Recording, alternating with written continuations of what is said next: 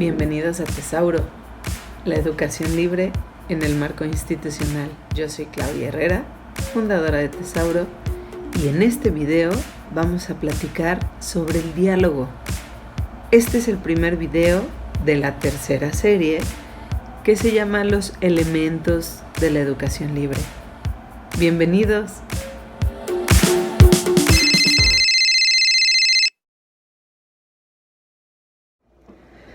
Bueno, pues no voy a dar inicio a este video preguntando qué es el diálogo. Creo que a final de cuentas es un tema que se ha profundizado desde muchas perspectivas y desde hace muchísimo tiempo. Yo recuerdo cuando estaba en la preparatoria que llevaba un taller de comunicación enfocado a cuestiones publicitarias, cómo se hacía todo un análisis de lo que es el diálogo y los elementos del diálogo, ¿no? El emisor, el receptor, el mensaje. Es muy interesante.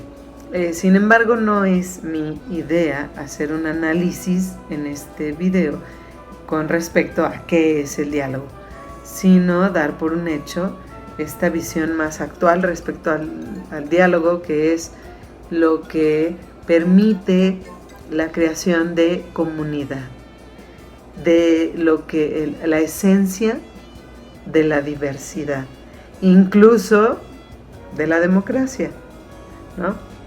El diálogo como elemento, como herramienta, como parte esencial en los vínculos humanos. Eso es lo que voy a abordar en este video como parte de la educación libre.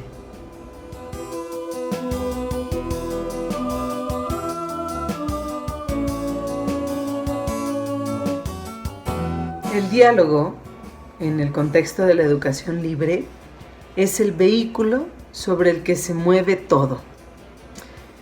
Por supuesto, en algún video, en el de la educación creadora, decía yo que hay silencios creadores, ¿no? Que hay silencios propositivos o que fijan una posición, ¿no? Sin embargo, el diálogo, la verbalización, es fundamental como parte del proceso que se pretende lograr en la vida de las personas en esto de la educación libre. ¿Por qué? Porque el lenguaje verbalizado, exteriorizado, es la herramienta que nos permite comunicarnos sobre todo con nosotros mismos. En el ejercicio que se hace al exteriorizar mi pensamiento a través del lenguaje, también me permito reconstruir lo que estoy diciendo. Por ejemplo, cuando yo grabo los videos, mucho de lo que comparto con ustedes estaba ya construido de antemano y se reconstruye en la medida en que lo voy dialogando en los videos. Ya Vygotsky, en su maravilloso texto Pensamiento y Lenguaje, hace todo un análisis de hecho prácticamente todo su trabajo está enfocado o confluye en esta cuestión de lo que implica el lenguaje en la vida psíquica del ser humano y por ende en su traducción en lo social. La verbalización del mundo interior es relevante y en el contexto de la educación libre es trascendental. El educador, el docente, el adulto a cargo, mediador, como quieran llamarle, tiene la función de, a partir de la propia comunicación, de la manera en que él establece la comunicación a través del diálogo con su grupo, sus educandos, también ayuda a que del otro lado se construya la respuesta. No todas las personas han tenido la fortuna de construir su lenguaje oral coherente con su pensamiento y su emoción desde pequeños. La mayoría aprendemos a responder sin siquiera tomarnos un segundo para mirar adentro. Y a veces, aunque miremos adentro, no tenemos la capacidad, la confianza o la fortaleza interior para decir lo que encontramos adentro, para comunicarlo.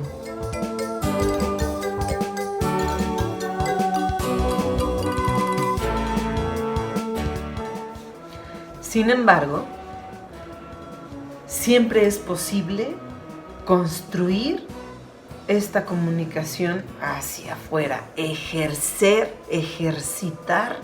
la posibilidad del diálogo. Porque desde el momento en que una persona aprende a hablar, y aprende a hablar para vincularse con el mundo, para pertenecer al mundo, ya lo único que se requiere es ejercitar la conexión entre las palabras y el interior. Entonces, en el contexto de la educación libre, todo lo que he hablado sobre la educación creadora, lo que hace es llevar al individuo a un encuentro consigo mismo. ¿Se acuerdan? Para poder proyectar en el mundo a partir de lo que va construyendo en él. Y en este proceso se genera un diálogo interno. Se descubren cosas, se sienten cosas, se piensan. Y entonces entra, como lo he venido también ya diciendo, esta parte del ambiente inclusivo. Para que yo pueda comenzar a dialogar sobre lo que sucede adentro en este proceso creador, necesito un ambiente donde me sienta en confianza, donde haya un adulto que reciba y que me ayude a mediar con los demás lo que estoy exponiendo a través del diálogo. Por eso es relevante este ambiente de inclusión, no nada más para quien es diferente, y ahora cuanto más para quien ha venido creciendo con una sensación de inadecuación, de no pertenencia a lo social o de dificultad para vincularse.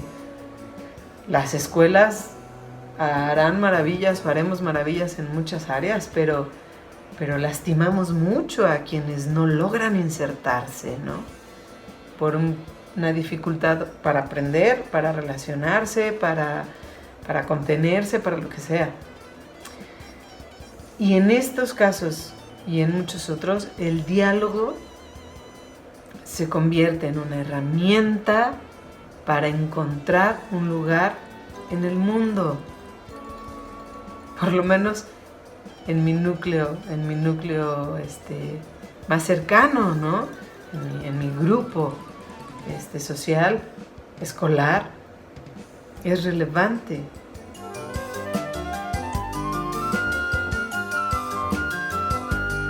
Todo esto, sin embargo, se refiere a la expresión, a la capacidad de expresar. Y el diálogo no es nada más mi capacidad de expresar, sino la capacidad de escuchar también. La escucha es uno de los mayores atributos que puede tener un ser humano. Escuchar a otro